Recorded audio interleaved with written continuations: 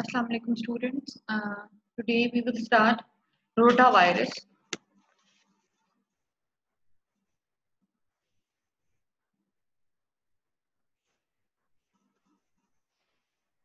Rotavirus belongs to the reovirus family, and reo is a name derived from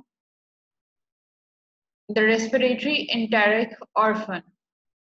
Reo is an acronym for the respiratory enteric orphan. When the virus was first discovered and it was isolated from the respiratory and enteric tracts and was not associated with any disease. Rotaviruses are the most important human pathogens of the reovirus family.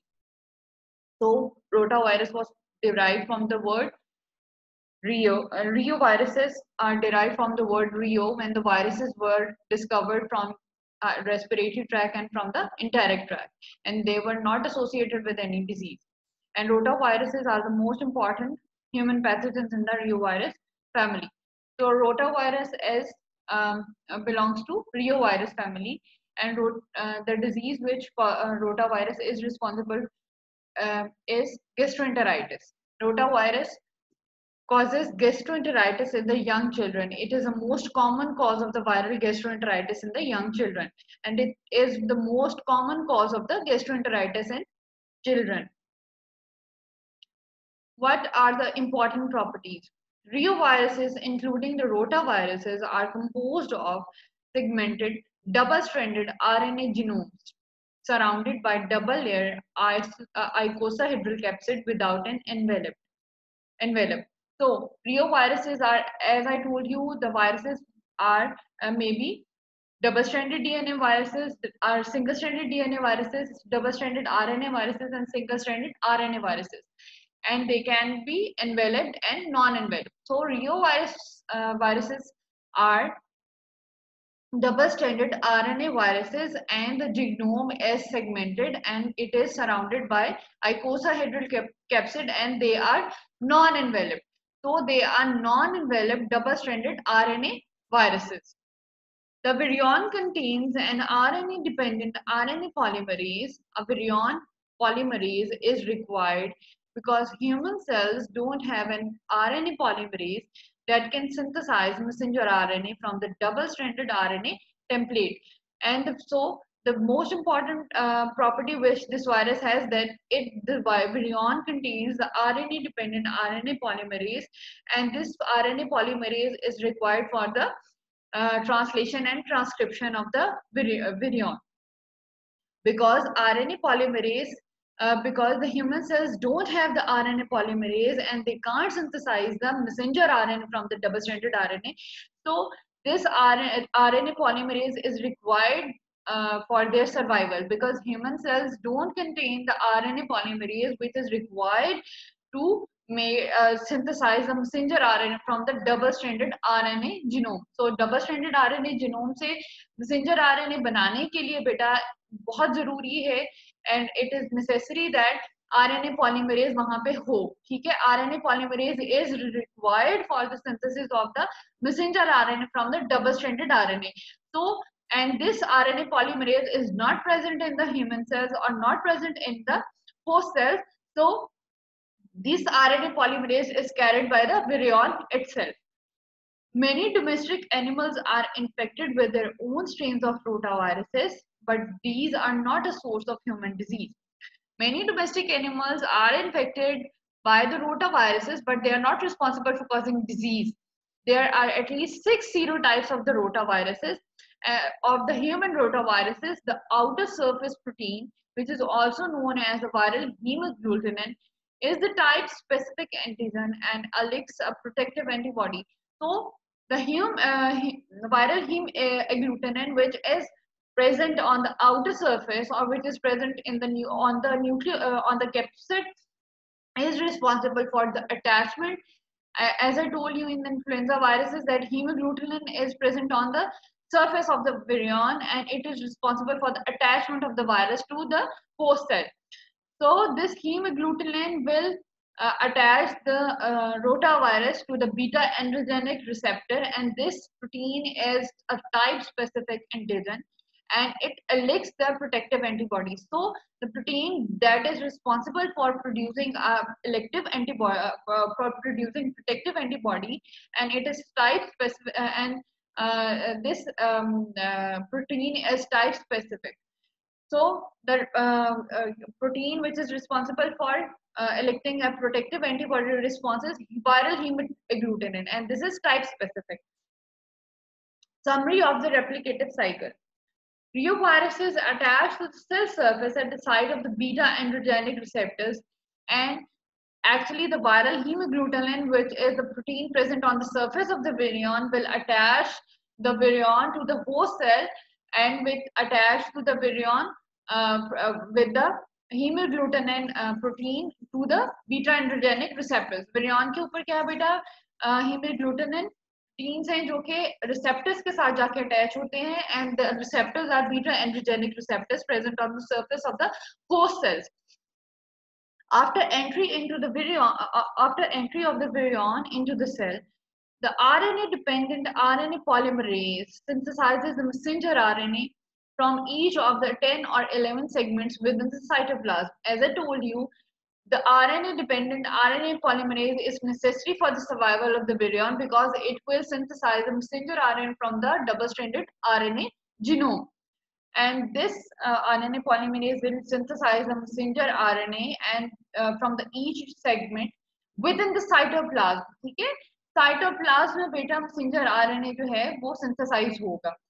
Then these 10 because this is the reoviruses have the segmented genome, so 10 or 11 messenger RNAs will be translated into corresponding number of the structural and non-structural proteins. Structured proteins are the proteins that will make the structure of the virion of the new progeny viruses, and the non-structured proteins are those proteins that will play the role.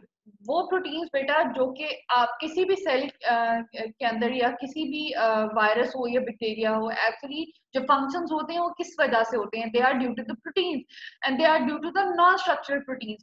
So and the structured proteins will make the structure of the virion, or and the non-structured proteins will function.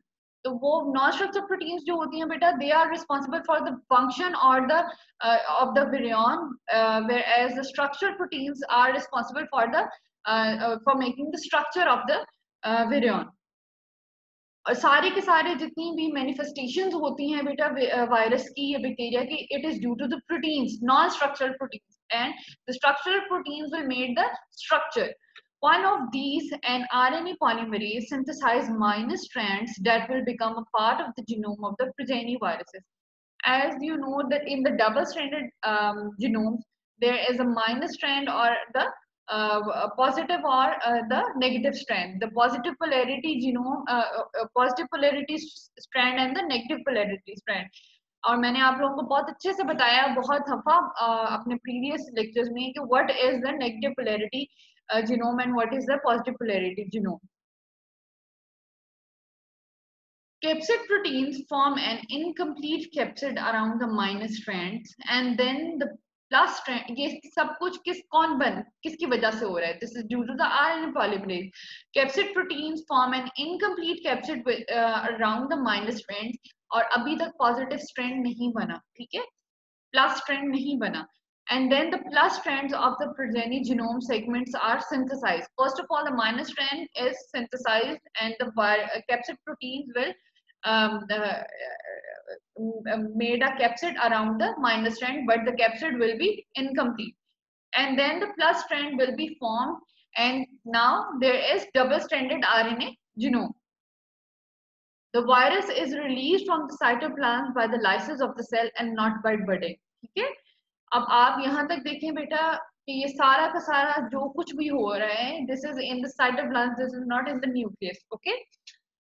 And this release of the virus is by the lysis of the cell. It is not by the budding. So whenever the progeny viruses will be released from the cell, there will be lysis of the cell. तो ये destruction करते हैं host cells की, ये lysis करते हैं host cell की.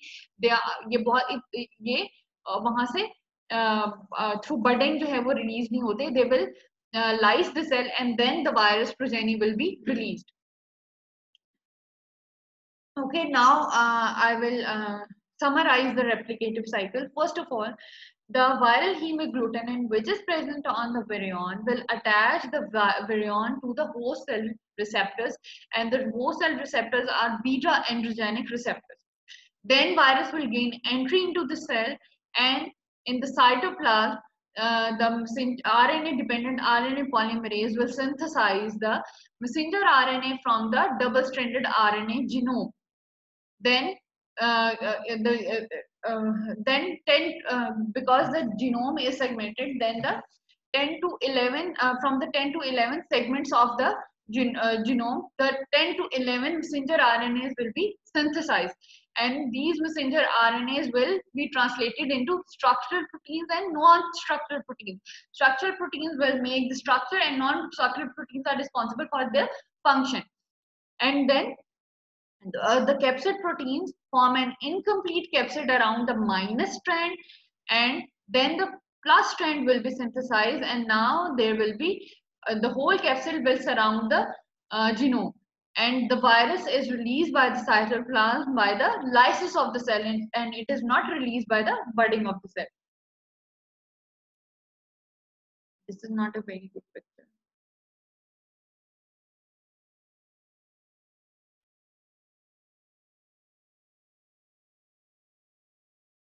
Transmission and epidemiology. Rotavirus is responsible for the gastroenteritis in the young children, and rotavirus is the most common cause of the viral gastroenteritis in the young children. So it is transmitted by the fecal-oral route. The infection occurs worldwide, and by the age 6 years, most children have antibodies to at least one serotype.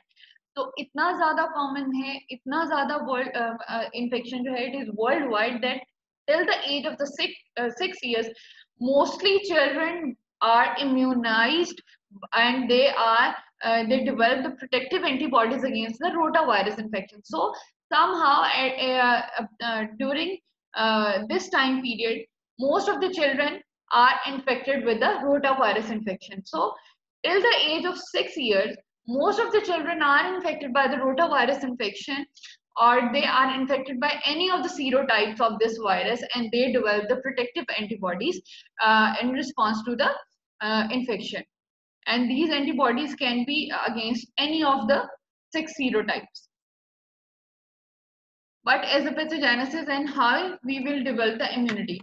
Rotavirus replicates in the mucosal cells of the small intestine, resulting in the excess secretion of the fluids and electrolytes in the bowel lumen. So they will replicate in the mucosal cells of the small intestine.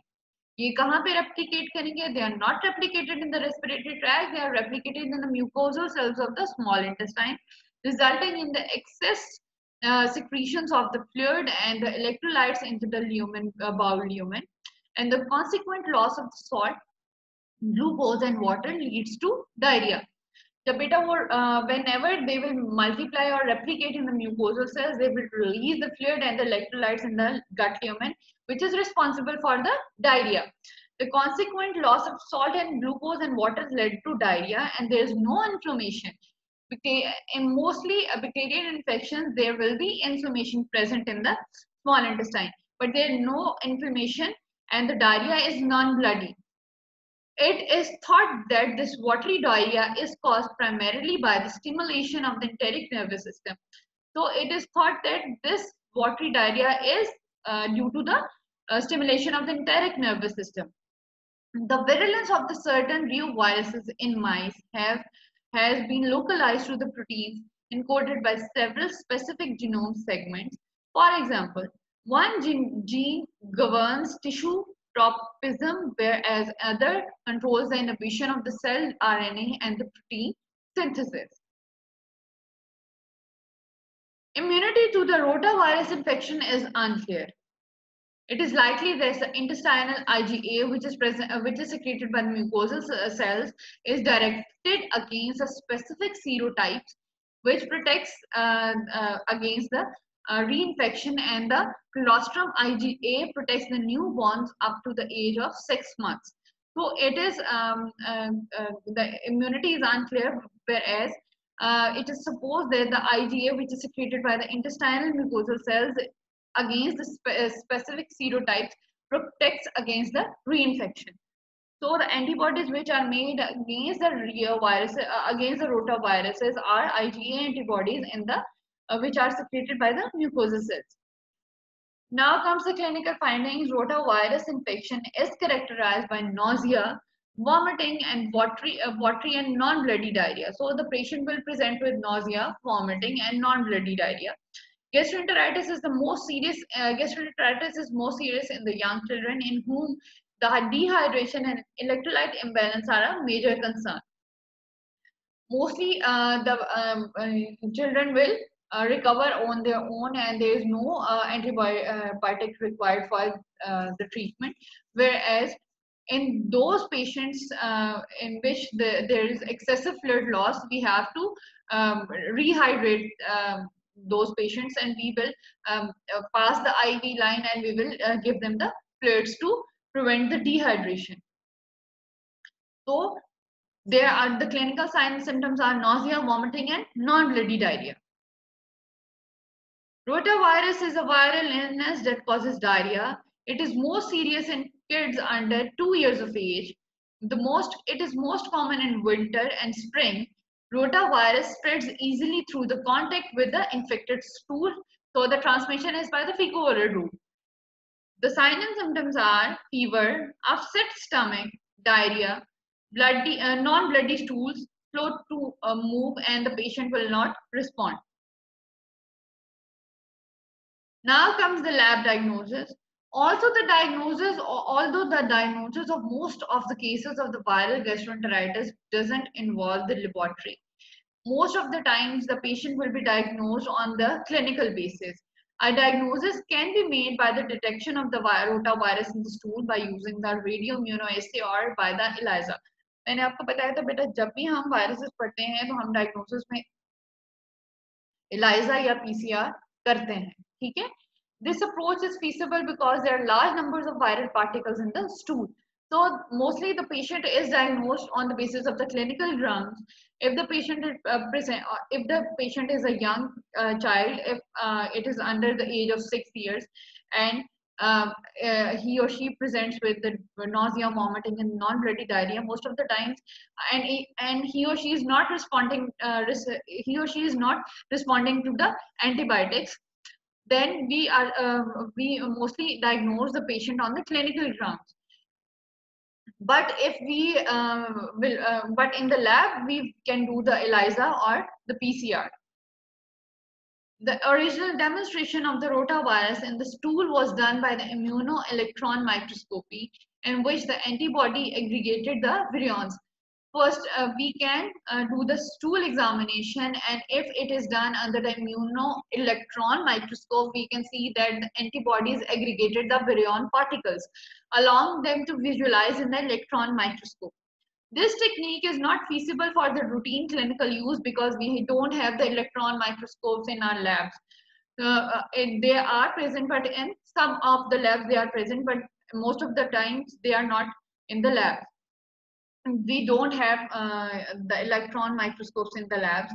So this is not feasible. In the addition to the antigen detection, the diagnosis can be made by the observation of the fourfold or greater riser in the antibody titer. Although the virus can be cultured, this procedure is not routinely done.